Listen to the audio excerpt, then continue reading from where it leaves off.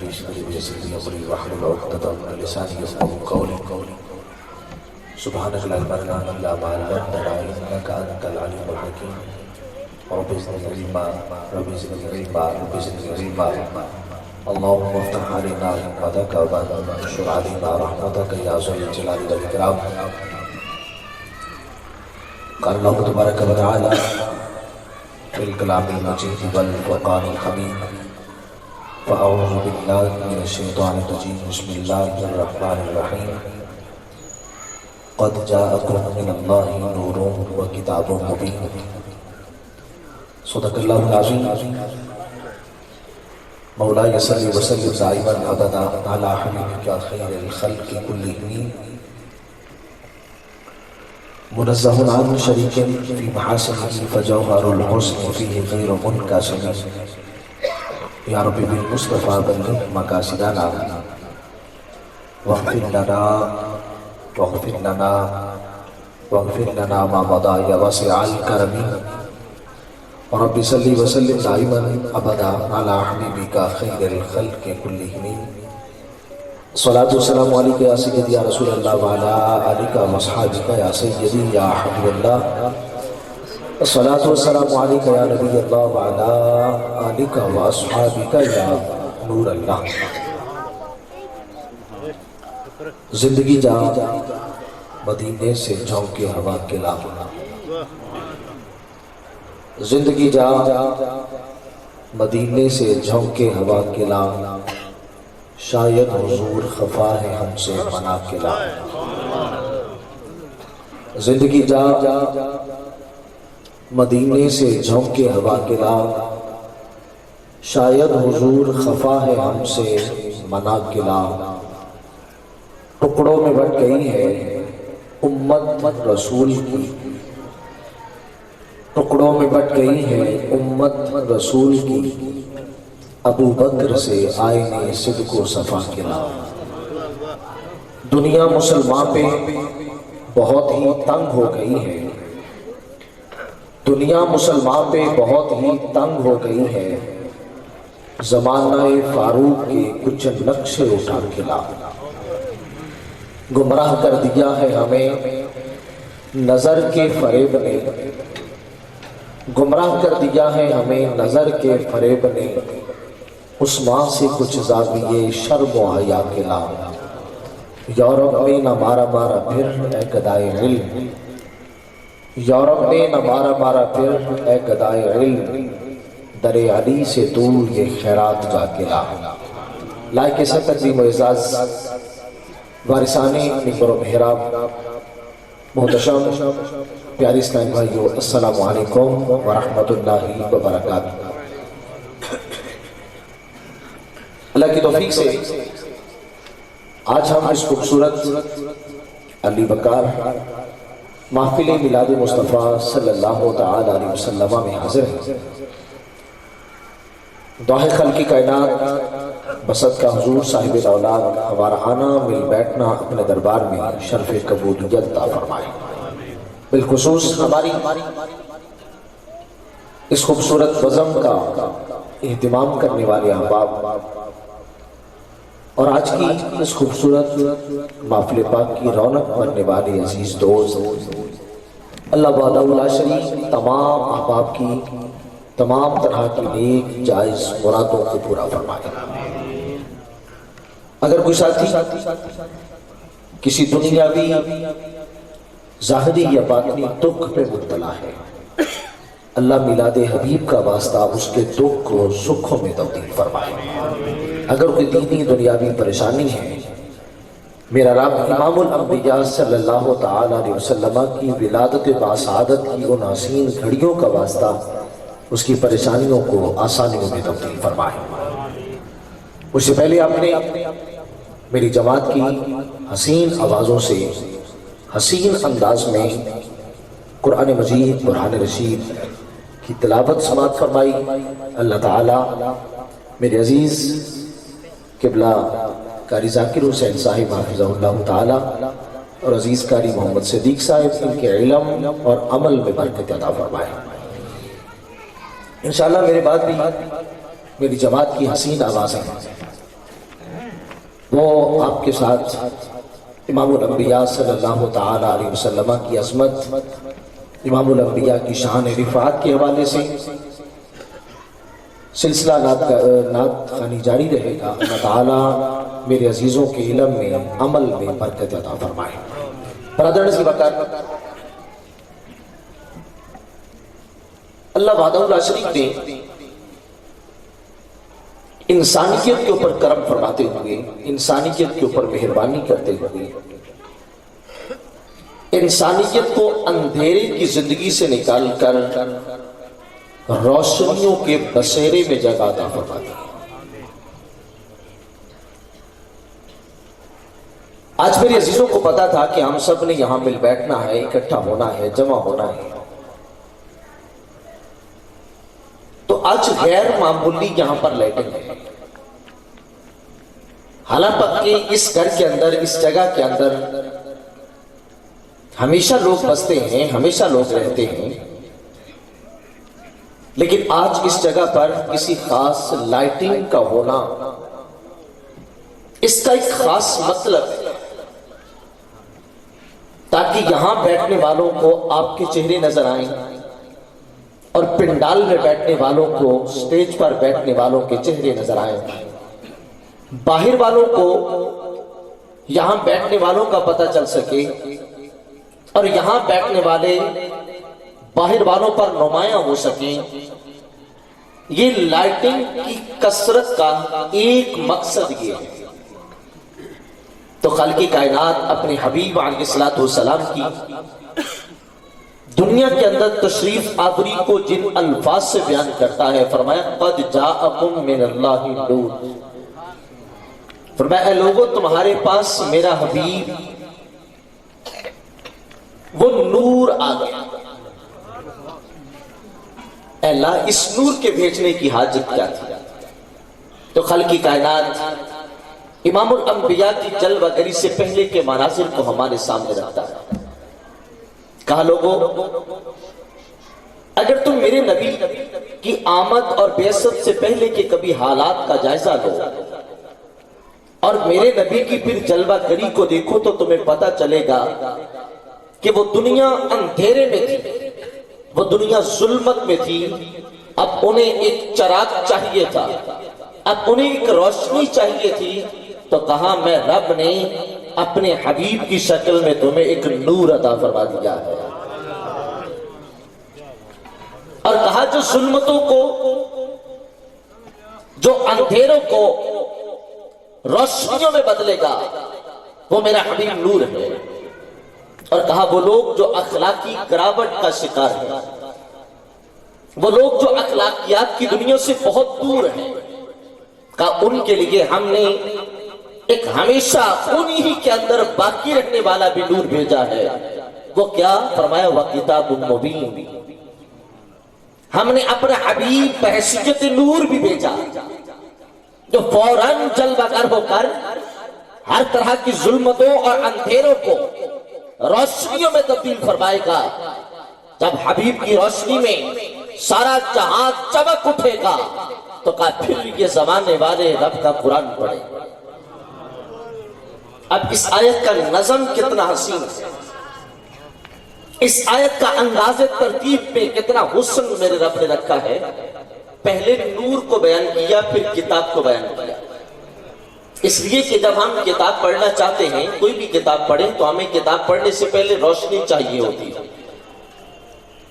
اگر روشنی نہ ہو تو ہم کتاب نہیں پڑھ سکتے، روشنی چاہیے ہوتی ہے کتاب پڑھنے کے لیے۔ تو خالق کائنات نے ہمیں اپنی یہ لاریب اور مقدس کتاب عطا کرنے سے پہلے اپنا حبیب بحیثیت نور کی عطا فرمایا۔ فرمایا لوگوں اگر اس قرآن سے تم ہدایت پانا چاہتے ہو، اس قرآن سے اگر تم ہدایت لینا چاہتے ہو تو کہا پھر کیا کرو؟ میرے حبیب کے نور سے مدد لے کے قرآن پڑھو۔ اگر تم میرے حبیب صلی اللہ تعالی علیہ وسلم کے نور سے مدد لے کر یہ قرآن پڑھو گے تو پھر خالق کی کائنات تمہیں ہدایت عطا فرما دے گا۔ راجہ نزدی وقت امام الانبیاء صلی اللہ تعالی علیہ وسلم کی بعثت، سرکار کی تشریف آوری،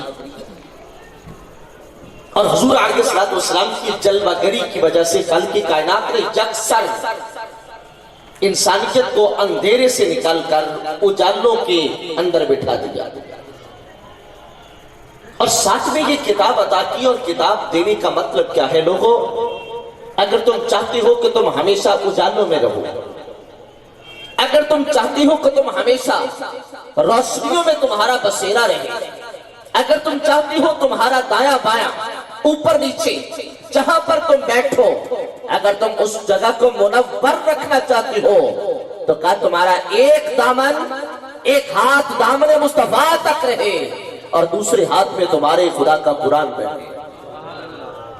اگر تمہاری زندگی کے اندر یہ دو چیزیں رہیں گی تو پھر یاد رکھیے گا پھر کبھی خدا کی رحمت تم لوگوں سے جدا نہیں رہے گی. میں نے ان جملوں سے آپ کا بھی اندازہ لگا لیا ہے کہ آپ نے نہیں بولنا، شاید میں نے ہی بولنا، لیکن انشاءاللہ میں بولوں گا جتنا ہو سکا. برادران اس کی بات مصطفیٰ جان رحمت علیہ السلام کے وسیلے سے میرے خدا نے ہمیں کیا دیا. توجہ میری طرف رہے، آنے جانے والے آتے جاتے رہیں گے اور انشاءاللہ میں مختصر سے وقت کے اندر کافی ساری باتیں سمجھانے کی نیت رکھتا ہوں.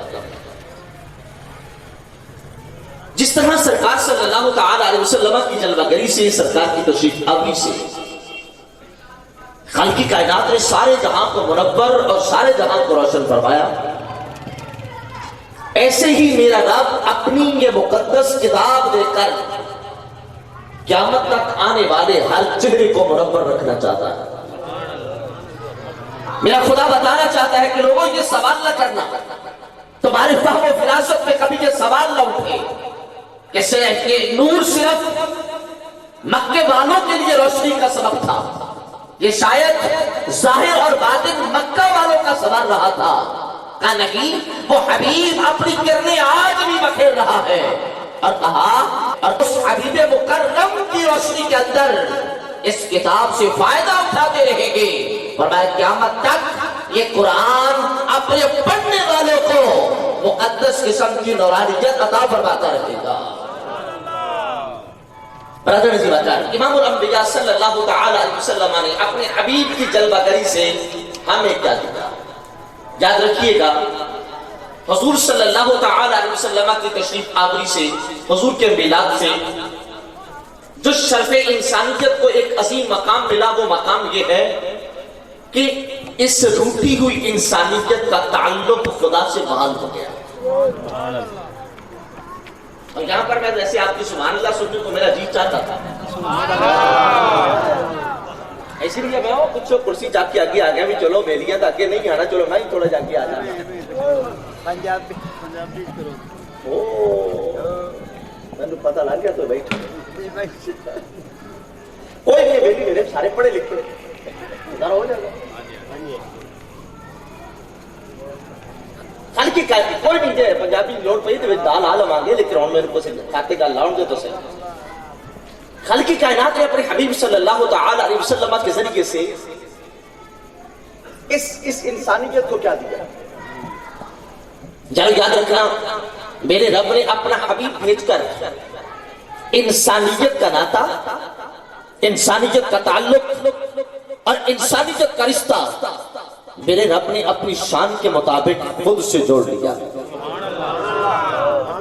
اپنے حبیب کو درمیان میں واسطہ رکھا، درمیان میں واسطہ رکھا. اسی لیے اپنے حبیب کو میرے رب نے نور بھی بنایا اور بشر بھی بنایا. اور کیوں دونوں وصف رکھے؟ اس لیے کہ یہ بن کر لیتے ہیں اور بشر بن کر مخلوق کو عطا فرماتے ہیں.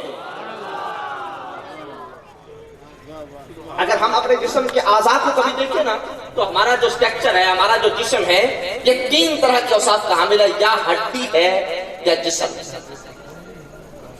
اور درمیان کے اندر ایک واسطہ ہے جس کو آپ نرم ہڈی کہتے ہیں، جس کو بچے بڑے شوق سے چباتے ہیں اور وہ بچوں کی غذا کا حصہ ہونا چاہیے. اس لیے کہ ڈاکٹر لکھتے ہیں، اطباء کہتے ہیں اس سے بچوں کی ہڈیاں مضبوط ہوتی ہیں. اگر آپ اس کو دیکھیں گے نا تو وہ دیکھنے کے اعتبار سے ہڈی ہوگا، آپ کھائیں گے تو وہ کھانے کے اعتبار سے گوشت ہوگا. میں پھر اسی جملے کو دہرا رہا ہوں، ہمارے جسم کے اندر جو پائے جانے والے اعضاء ہیں اس کو اگر ہم اصل کے اعتبار سے تقسیم کریں گے تو 3 حصے بنیں گے، یا ہڈیاں نکلیں گی یا گوشت نکلے گا، اور ایک تیسری جنس ہے جس کا نام ہڈی ہے، کھائیں گے تو وہ کیا ہے؟ گوشت ہے۔ اب سوال یہ ہے کہ میرے رب نے اس ہڈی کے اندر یہ دونوں وصف کیوں رکھے کہ وہ دیکھنے میں ہڈی ہے اور کھانے میں گوشت ہے؟ اس کے اندر یہ دونوں وصف کس لیے ہیں؟ یاد رکھیے گا، اگر آپ تحقیق کی دنیا کے اندر اتر کے دیکھیں گے تو میرے رب کے کارخانہ قدرت کا کہ تمہیں حسین نظارہ نظر آئے گا کہ وہ ہڈی کا کمال یہ ہے کہ وہ گوشت اور ہڈی جو جسم کی 2 اہم جز ہیں، وہ ان دونوں کے اندر رابطے کا کام کرتی ہے۔ وہ ہڈی بن کر ہڈی سے لیتی ہے اور گوشت بن کر گوشت کو دیتی ہے، اور گوشت بن کر گوشت سے غذائیت لے کر ہڈی کو دیتی ہے۔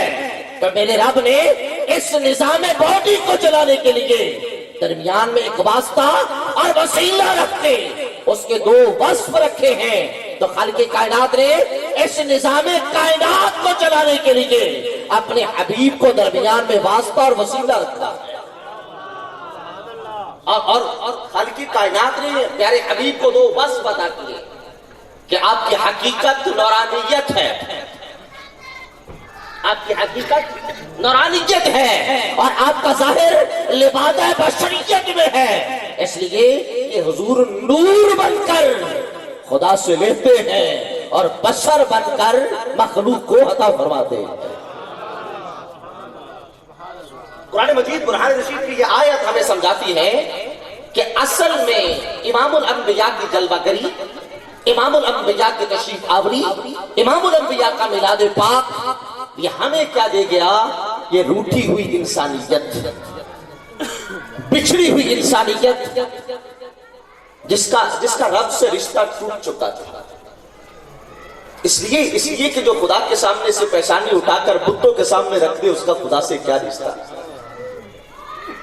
جو انسان ہو کر درندہ بن جائے تو کبھی سوچنا اس انسان کا خدا سے کیا تعلق ہے؟ انسان تو بہت نظر آئے مگر دور دور تک انسانیت نظر نہ آئے، تو ایسے انسانوں کا خدا سے کیا تعلق ہے؟ اور امام الانبیاء کی جلوہ گری سے پہلے اگر ہم سارے حالات دیکھتے ہیں تو پوزیشن اور کیفیت یہی ہے کہ انسان تو ہیں مگر دور دور تک انسانیت نہیں۔ لیکن قربان جائے، جب اس دھرتی پہ میرے نبی نے قدم رکھا اور جب امام الانبیاء کی زبان نے ترجمان حق سے اللہ کی وحدانیت اور اپنی رسالت کا نعرہ جاری ہوا، تو پھر کیا تھا کہ جس پہ نظر پڑتی تھی کوئی صدیق نظر آتا تھا، کوئی فاروق اعظم نظر آتا تھا، اور کوئی عثمان غنی نظر آتا تھا، کوئی علی المرتضیٰ شیر خدا نظر آتا تھا، کوئی طلحہ زبیر، کوئی عبد الرحمن بن عوف، اور کوئی بلال حبشی، کوئی یاسر نظر آتا تھا۔ یوں کہیے جو کل تک ذرے تھے، حبیب کے ساتھ نسبت کی وجہ سے رب نے ان کو ہدایت کے ستارے بنا دیا۔ اس لیے میرے آقا نے فرمایا صحابی کا نجوم، فرمایا میرے صحابہ ستاروں کی مانند۔ یارو اس زمین پر بسنے والے عام انسان اگر ہدایت کے ستارے بنے، اچھا چلو میں آپ کی توجہ حاصل کرنے کے لیے اے جملہ کہہ ہی دینا بھی آگے ستارے چمک دینے بلا پہ چمک دینے کسے دی وجہ تو چمک دینے۔ اے بیلی پیچھے والے ذرا توجہ کرے آئے لو ابھی اگے تو یہ محفل سناؤ نا جی میرے پیر بھائی شیر احمد چالوی صاحب پورا آس پاسے رکھنا ہے اس واسطے کہ ہوں جو باہروں بندہ اندر ہے تو بیلی میری اے نا سونے چہرے نو چھڈ کے ادھر دیکھتے ہیں۔ یہ شاٹا ویسے بھی انداز محبت ہے جی اساں جناب والا قرآن پڑھ رہے ہیں تو قرآن والوں توجہ پھیر لینی ہے تے ویکھنا بلی آئی کدھروں تے بلی گئی کدھر کی کر کے آج ایک ذرا تھوڑی سی نا اپنی توجہ ادھر رکھے تاکہ یہ بات سمجھنے کے اندر آسانی پیدا ہو جائے۔ یہ جو ستارے ہیں جن کے اندر خود چاند بھی شامل ہے، یاد رکھنا اس کا نور اپنا نہیں ہے، چاند اور ستاروں کا نور اپنا نہیں ہے، یہ سورج سے مسار لیتے ہیں، یہ سورج سے ادار لیتے ہیں.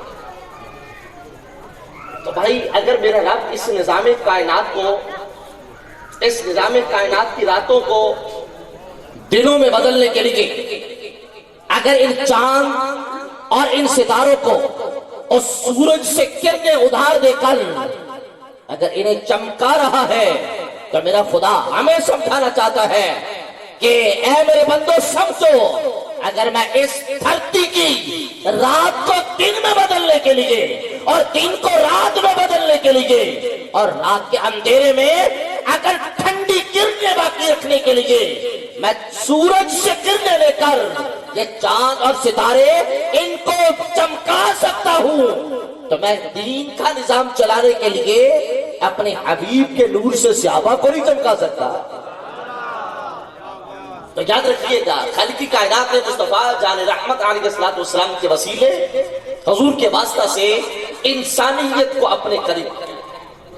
اب سوال یہ ہے کہ وہ بندہ جس کا تعلق خدا سے ہو، جس کا واسطہ خدا سے ہو، اگر ہم نے کبھی پہچاننا ہو کہ اس بندے کا واسطہ خدا سے جڑا ہوا ہے یا ٹوٹا ہوا، ہم نے کبھی پہچاننا ہو تو پتہ چل جائے گا کہ آیا اس نے نبی کے میلاد سے فائدہ اٹھا کر اپنا ناتا، اپنا تعلق، اپنا رشتہ کیا خدا سے ابھی تک جوڑے رکھا ہے یا توڑ دیا؟ ایک صحابی حاضر خدمت، یا رسول اللہ صلی اللہ علیہ وسلم، میں دیکھنا چاہتا ہوں کہ اگر کسی بندے کو اگر میں دیکھنا چاہوں کہ اس کے اوپر خدا کا فضل، خدا کی مہربانی اور خدا کا کرم ہے تو میں کیسے دیکھوں؟ آج ہم تو سمجھ جاتے ہیں نا، جس کی گاڑی بڑی ہے، جس کا بنگلہ بڑا ہے اور جس کی زمین جائیداد زیادہ ہے، شاید اس کے اوپر اللہ کا فضل، اللہ کا کرم ہے، کوئی شک نہیں اللہ کا فضل ہے، اس پر اللہ کی مہربانی ہے، اس پر اللہ کا انعام ہے، کوئی شک نہیں اس بات کے اندر ہے.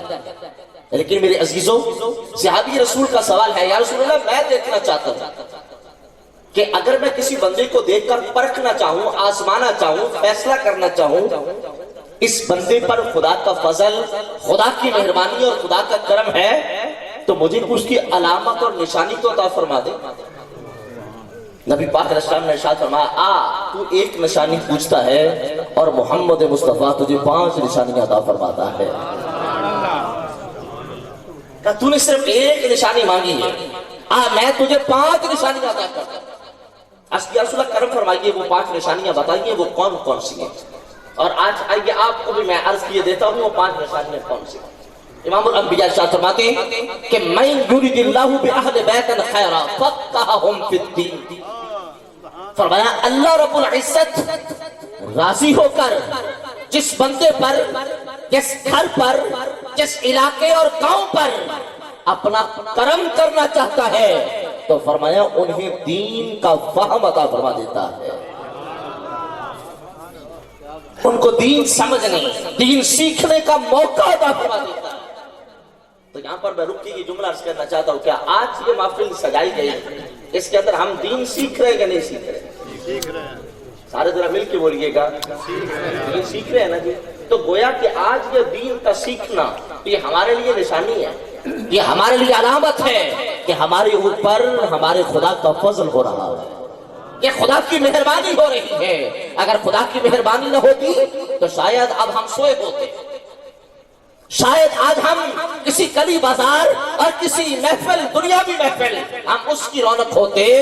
لیکن مبارکباد کے مستحق ہے وہ حسین چہرے جو دنیا سے مکھ موڑ کر آج اپنی لو مدینے سے لگائے بیٹھے ہیں. امام الانبیاء نے ارشاد فرمایا، جس بندے کے ساتھ اللہ بھلائی کا ارادہ کرتا ہے نا، جس کے اوپر اللہ فضل کرنا چاہتا ہے، کہ اس کو 5 انعام دیتا ہے. پہلا انعام میرے آقا فرماتے ہیں وہ یہ ہے کہ اللہ تعالیٰ ان کو دین سیکھنے کا موقع عطا کرتا ہے، اللہ انہیں دین عطا فرماتا ہے، دیندار بناتا ہے. آئیے میں ذرا آپ کو ایک جھلک دکھاتا ہوں جن کو رب دین دینا چاہتا ہے پھر ان کا انداز کیا ہوتا ہے. میاں آج تو شاید مسجد سے اٹھ کر گھر کی طرف جانا بہت آسان ہے، لیکن گھر سے اٹھ کر مسجد کی طرف جانا بہت دشوار ہے. اس کی نشانی یہی ہے کہ دنیا ہمارے امام صاحب سلام پھیرتے ہیں تو ہم بھاگتے ہیں گھر کی طرف، ہمیں دعا مانگنا بھی یاد نہیں رہتا ہے، لیکن گھر سے مسجد کی طرف آنا بہت دشوار ہے، کیوں؟ وہاں پر دین پڑھایا جا رہا ہے۔ اور سرکار صلی اللہ علیہ وسلم کی چچا زاد بھائی حضرت عبداللہ ابن عباس رضی اللہ تعالیٰ عنہ، کبھی ان کی زندگی کو پڑھ کے دیکھنا، مقدس ہستی ہیں، نبی کے چچا زاد بھائی ہیں، اور لمبا لمبا سفر کرتے ہیں، کس مقصد کے لیے؟ کہ فلاں محدث کے پاس ایک حدیث ہے، کہ اگر مجھے پتہ چلتا فلاں محدث کے پاس ایک حدیث ہے تو کہا میں لمبا سفر کر کے اس محدث کی دہلیز پہ جا کر اپنا سر رکھ کے بیٹھ جاتا، دروازہ نہ کھٹکھٹاتا۔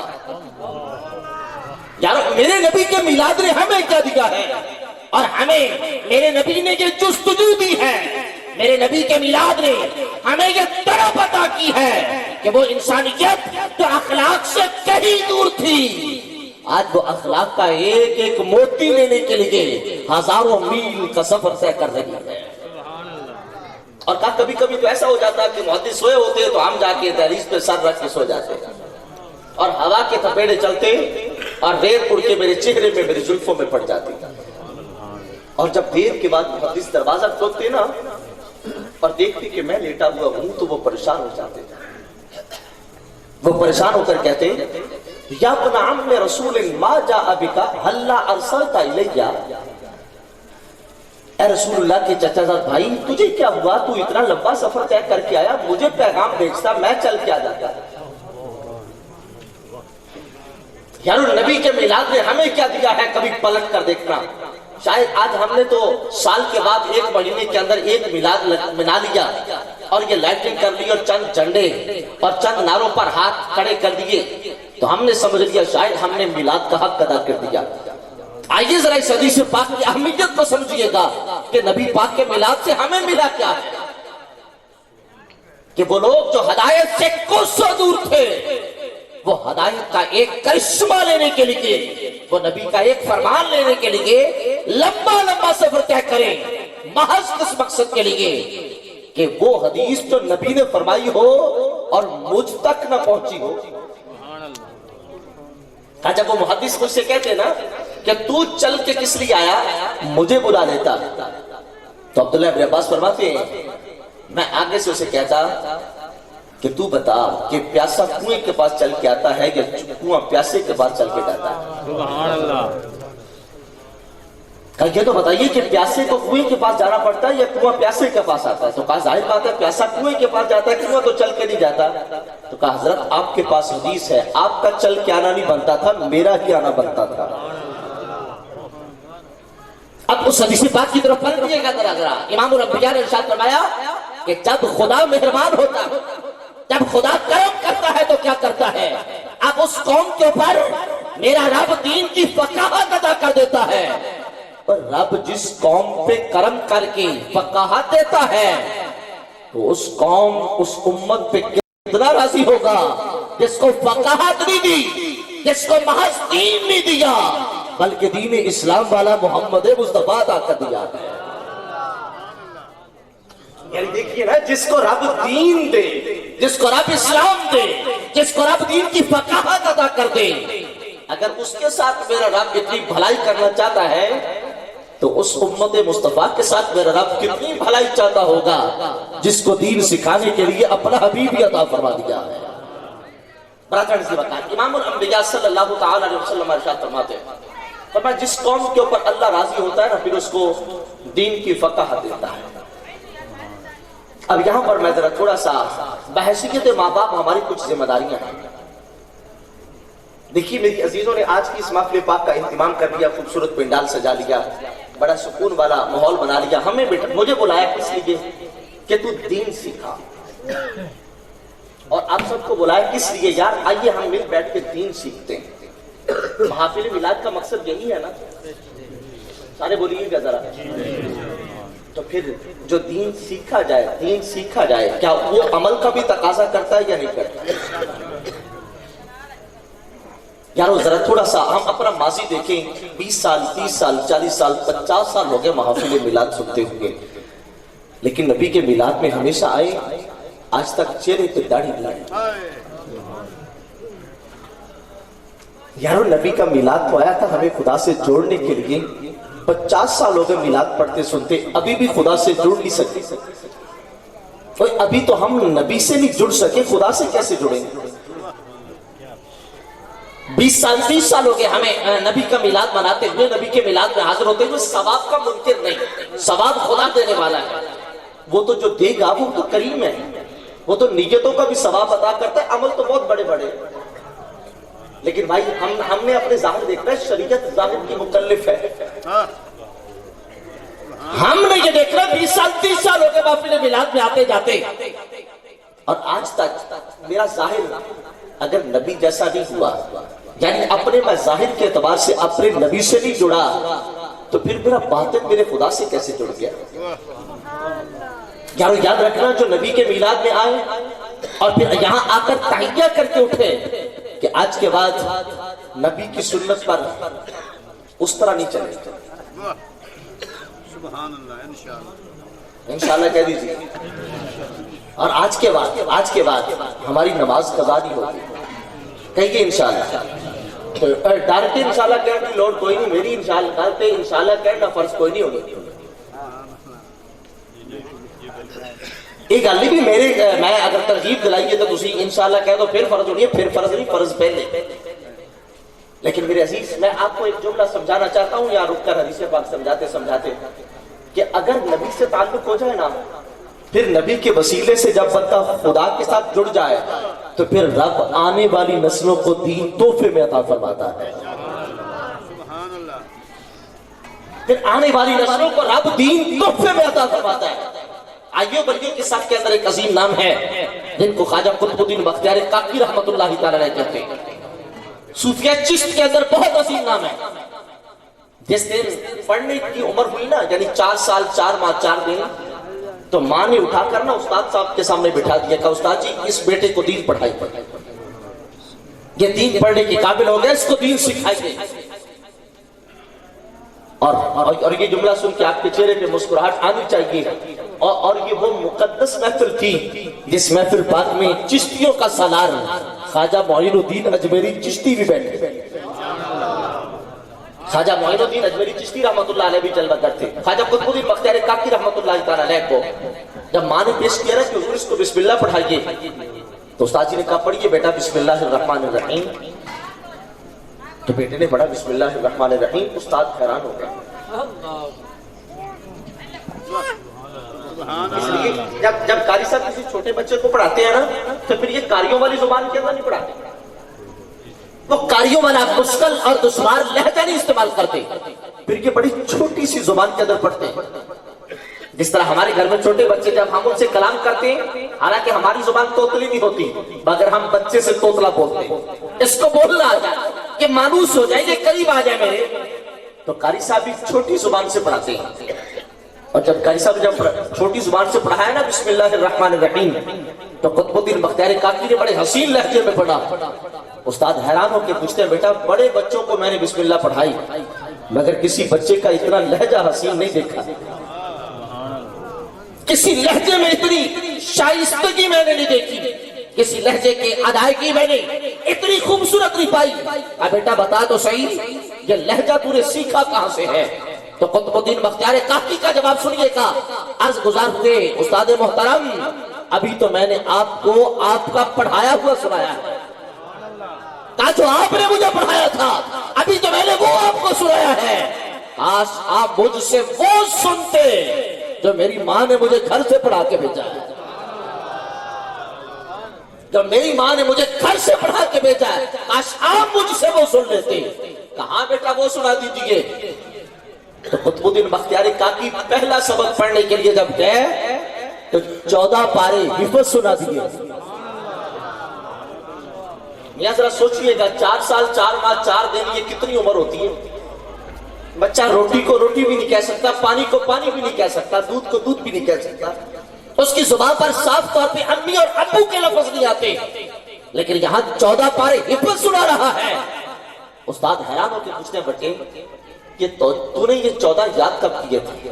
سبحان اللہ، بیٹے یہ تو عمر کھیلنے کودنے کی ہوتی ہے، غفلت کی عمر ہوتی ہے بظاہر، اس میں تو نے کیسے سیکھ لیا؟ تو قطب الدین بختیار کاکی کا جواب سنیے گا، کہنے لگے استاد محترم مجھے پڑھنا نہیں پڑا، حضور مجھے سیکھنا نہیں پڑا۔ کیا مطلب؟ کہا میری ماں ان 14 پاروں کی حافظہ تھی، کہا جب میں ماں کے پیٹ میں تھا وہ تب بھی قرآن پڑھتی تھی، اور وہ مجھے سلاتی بھی قرآن پڑھ کے تھی، مجھے چکاتی بھی قرآن پڑھ کے تھی، وہ مجھے لوری ہی قرآن کی دیتی تھی۔ کہ اس کا اثر یہ ہوا جو 14 میری ماں کو یاد تھے، اللہ نے وہ تحفے میں 14 پارے مجھے عطا فرما دیے۔ برادران عزیز وقار، اصل بات یہ ہے اگر ہم اپنے نبی سے جڑ جائیں اور ہمارا نبی ہمیں ہمارے خدا سے جوڑ دے تو فائدہ کیا ہوگا؟ ہماری آنے والی نسلوں کو رب دین تحفے میں عطا فرما دے گا۔ اور میں یہ جملہ کی اہمیت سمجھانے پر قدرت رکھتا ہوں اس وقت۔ کبھی سوچئے گا اسلام کتنی مشکل سے پھیلا تھا، وہ دین جو بڑی شان سے نکلا تھا وطن سے پردیس میں، وہ آج غریب الغربا ہے۔ کیا یہ کلمہ پڑھنے کے لیے بلال حبشی نے پتھر نہیں کھائے؟ کیا صہیب جیسے صحابی رسول کو سولی پہ نہیں چڑھایا؟ کیا یاسر عمار بن یاسر کو دھکتے ہوئے کولوں پہ نہیں لٹایا گیا؟ اور جس کلمے کی وجہ سے زبانیں کاٹی جاتی تھی، یہ خواب تو نہیں ہے،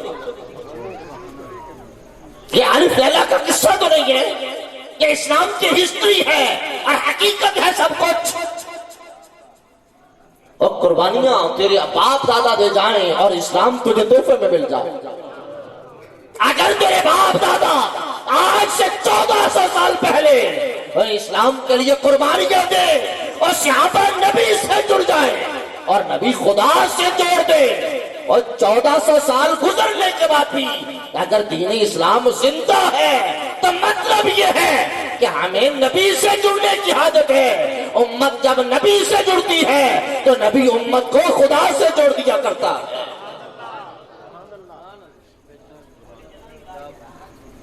تو بھائی اگر امام الانبیاء صلی اللہ تعالی علیہ وسلم کے صحابہ کی وجہ سے اگر یہ دین آج ہم تک زندہ ہے، اگر یہ دین آج ہم تک باقی ہے، تو مطلب کیا ہے کہ اگر بڑے رب سے وفا کرے، نبی سے وفا کرے، تو پھر آنے والی نسلوں کو رب دین تحفے میں عطا فرماتا ہے۔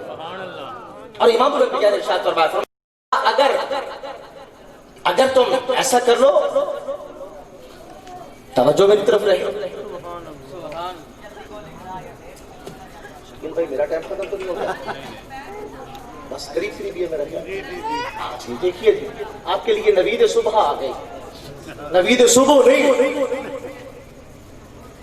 میں جلدی اپنی بات کو کلوز کرنا چاہتا ہوں، مجھے احساس ہے بات والے ساتھیوں کا، اور میں ساتھیوں کو شکریہ بھی ادا کرتا ہوں کہ جنہوں نے قربانی دی اور مجھے کہا کہ وہ اپنی باتیں پہلے سنا لیں۔ میرے عزیز امام الانبیاء نے ارشاد فرمایا، لوگوں اگر تم دیکھنا چاہتے ہو نا کسی بندے پر خدا راضی ہے، یعنی اس کا تعلق نبی سے ہے اور نبی نے اس کو اپنے واسطے سے خدا سے جوڑ دیا، یعنی جس نے نبی کے میلاد سے فائدہ اٹھایا، اگر دیکھنا چاہتے ہو تو دیکھو کیا اس پر دین ہے،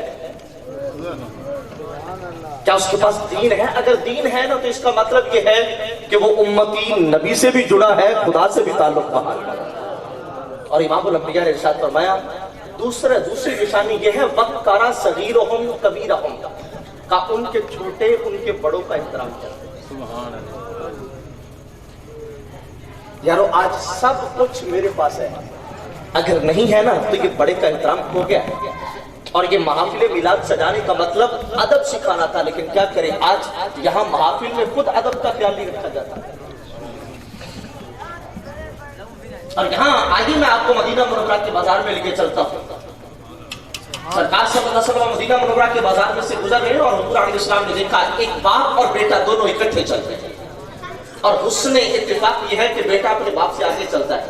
میرے نبی پاک نے جب یہ منظر دیکھا نا تو دونوں کو روک دیا اور حضور قریب گئے، جا کے میرے آقا نے فرمایا السلام علیکم، بیٹے نے، اور باپ نے کہا وعلیکم السلام۔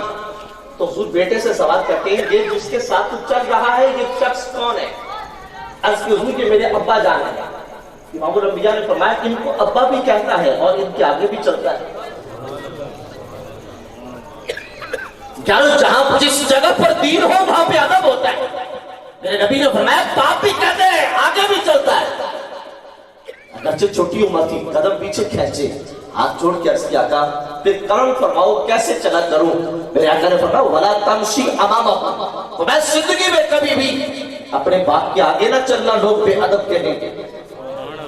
اور میرے آقا نے دوسری نصیحت فرمائی, فرمایا ولا تجلس قبلہ, جب تو اپنی منزل پہ پہنچ جائے نا, جب تک تیرا باپ بیٹھ نہ جائے تو بیٹھنے کی کوشش نہ کرنا, کھڑے رہنا تاکہ پتہ چلے یہ بے ادب بیٹا نہیں, یہ با ادب ماں باپ کا با ادب بیٹا ہے. اور میرے آقا نے تیسری نصیحت ارشاد فرمائی ولا تدعو باسمہ, یاد رکھ کبھی بھی اپنے باپ کو نام لے کے نہ پکارنا, ادب سے پکارنا, تاکہ پتہ چلے یہ کسی عام بندے کا بیٹا نہیں, یہ صحابی رسول کا شہزادہ ہے. تو بھائی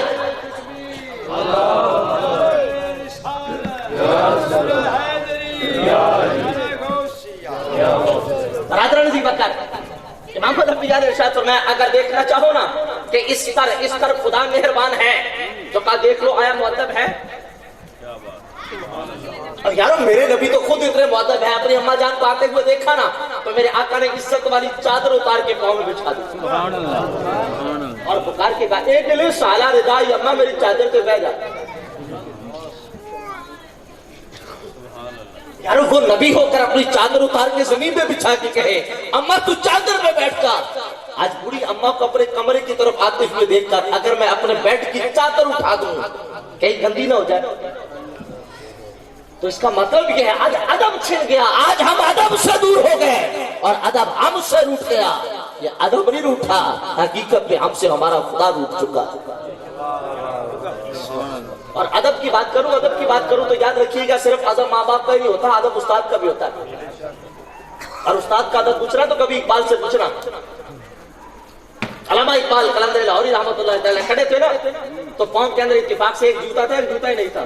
ادھر سے استاد گزرے تو فوراً اپنے استاد کی طرف چلے جائیں اور باتیں کرتے کرتے کرتے وہ اگلے چوک پہ پہنچ گئے. استاد صاحب تشریف لے گئے, سی آف کر دیا, واپس پلٹے تو پاؤں میں جوتا ایک تھا.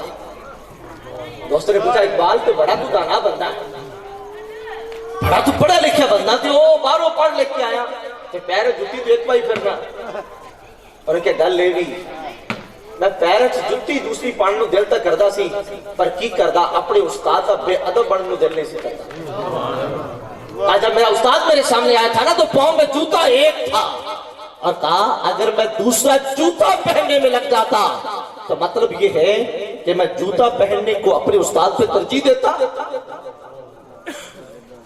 اور وہ قلندر لاہوری جس نے کہا تھا خیرہ نہ کر سکا مجھے جلوائے نادان سے فرنگ, سرما میری آنکھ کا ہے خاک مدینہ و نجف, آنکھ کو خیرہ کرتی ہے تہذیب دور حاضر کی, یہ سنائی مگر جھوٹے نگوں کی ریزکاری. اقبال نے کہا لوگوں سنو یہ ادب میں نے کتابوں سے نہیں, یہ ادب میں نے مدینے کی خاک سے لیا. تو برادران عزیز وقار اپنی زندگی کے اندر ادب کو لازم کیجئے, یہ نبی کے میلاد کی اصل ہے, یہ نبی کے میلاد کا مقصد ہے.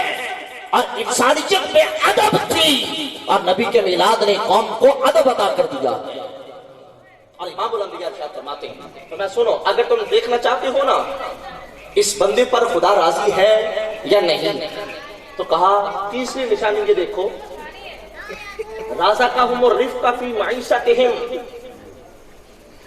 آیات کا روز سوکھا ہے کوکھا ہے, ایک کروے کی روٹی سوکھی ہے کوکھی ہے. حضور فرماتے یاد رکھو جس پر خدا راضی ہو جائے نا تو پھر اللہ اس کے رزق میں برکت پیدا کر دیتا ہے. یاد رکھیے گا کثرت کی بات نہیں ہے, برکت کی بات ہے. کثرت اور ہوتی ہے, برکت اور ہوتی ہے. آج ہمیں صرف دینے زیادہ ہونے چاہیے اور میاں زیادہ کی حاجت نہیں, خدا سے تھوڑی مانگ لیکن مانگ برکت والی. اور وہ برکت والا رزق پتہ کہاں سے ملتا ہے, وہ تلاوت قرآن سے ملتا ہے. اور خالق کی کائنات قرآن مجید برہان رشید میں یہ ارشاد فرماتا ہے من اعرض عن ذکری فإن له معیشة ضنکا ونحشره یوم القیامة اعما. فرمایا وہ لوگ جو قرآن سے منہ موڑ لیتے ہیں نا تو ہم ان کا رزق تنگ کر دیتے ہیں. اور کہا دنیا میں یہ عذاب ہے, دنیا میں ان کا رزق تنگ ہے اور آخرت میں اندھا اٹھائیں گے. اور وہ سوال کرے گا کل بروز قیامت، اندھا اٹھ کے سوال کرے گا لیما حشرتنی اعمی وقد کنت بصیرا، اے اللہ دنیا میں آنکھ والا تھا، مجھے آج اندھا کس لیے اٹھایا گیا؟ تو خالق کائنات فرمائے گا قال کذالک اتتک آیاتنا فنسیتها وکذالک اليوم تنسی، کہ ہم نے تمہیں دین دیا تھا، شریعت دی تھی، آیتیں اور قرآن دیا تھا، پورے دنیا میں قرآن بلایا تھا، آج خدا نے جا تجھے بلا دیا۔ یارو آج ذرا سوچ رہا تھوڑا سا پیچھے پلٹ کے دیکھنا کہ کہیں ہمارا رزق اس وجہ سے تنگ تو نہیں ہوا کہ ہم نے قرآن چھوڑ دیا۔ ہمارے ملک کے سابقہ صدر صاحب نے بھی اپیل کی تھی علماء سے کہ علماء کو چاہیے رال مل کے غور فکر کر کے سوچن بھی سود کے میں حلال ہو سکتا ہے۔ اس کا مطلب یہ ہے کہ ایک چھاپڑی لگانے والا ہی روٹی سے تنگ نہیں ہے، ہمارے ملک کے وہ حکام والا بھی تنگ ہے۔ اور پھر اس کا مطلب یہ ہوا کہ چھاپڑی اٹھانے والے نے قرآن نہیں چھوڑا، ہمارے حاکموں نے بھی قرآن چھوڑ دیا۔